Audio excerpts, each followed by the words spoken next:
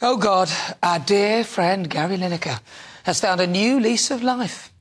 Unfortunately, the BBC, who we pay for otherwise we're jailed, have decided in its wisdom to allow its highest paid stars, who arguably have the most amount of political sway, to open the floodgates and spill out their political views. In its wisdom, our publicly funded broadcaster has put together a new social media policy which will allow some of its top earners to share their political views as long as they do not endorse or attack political parties or criticise individual politicians. And the rules only apply whilst their programme is on air and 2 weeks either side. Which means, after acquiring millions of followers on the back of his presenting gig of Match of the Day, where he earns $1.3 million of licence fee payers' money, Gary Lineker has been given the green light to fill us all with his condescending claptrap from his ivory tower.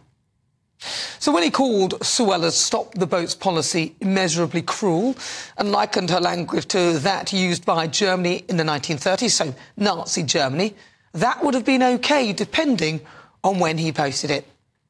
And the new rules, as they are only applied 2 weeks after, they are easily get-aroundable. He tested them on Wednesday by sharing this clip of the Home Secretary.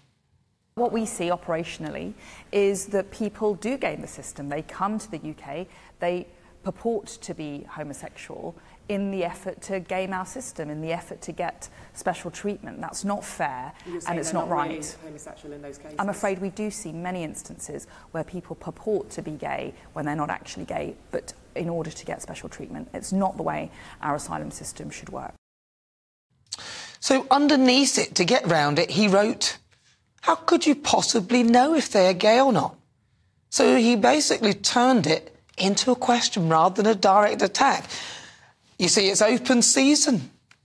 He joins hate-filled Carol Vorderman, whose tweets only this week called for people to complain to Ofcom before a programme on GBNews had even been aired. A bit like the tactics used by Stop Funding Hate, the very epitome of the thing they claim not to be, whose rhetoric against GBNews began before the channel had even broadcast a single second of output.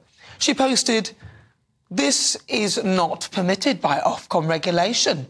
Lee Anderson, in brackets Deputy Chair, interviewing Suella Braverman, Home Secretary, on GB News. Time to complain to Ofcom before broadcast. And RT. So basically retweet. But Ofcom responded with this message. To clarify, as a post-transmission regulator, we can only assess content after a programme has been broadcast. But to be honest, you can't blame her for trying. We are a threat to the cosy little, what is it that Adam Bolton called it, their broadcast ecology. I like to call it a cartel where groupthink ensures only one narrative prevails. Last week, we beat BBC News, Sky News and Talk TV, which isn't hard, for an average views. That's on one day, and then Sky News 3 consecutive days in a row. The lack of balance showed on the established media and their coverage of things like Partygate and even the issues surrounding GB News this week are the very reason we exist. If the BBC think that I am happy to continue to fund their ludicrously overpaid stars to spout their propaganda at me, think again. Whilst I will never break the law and do not encourage others to do so, I've looked into how I can perfectly legally vote with my feet. The public have a right to expect impartiality if the BBC expect the public to pay for it.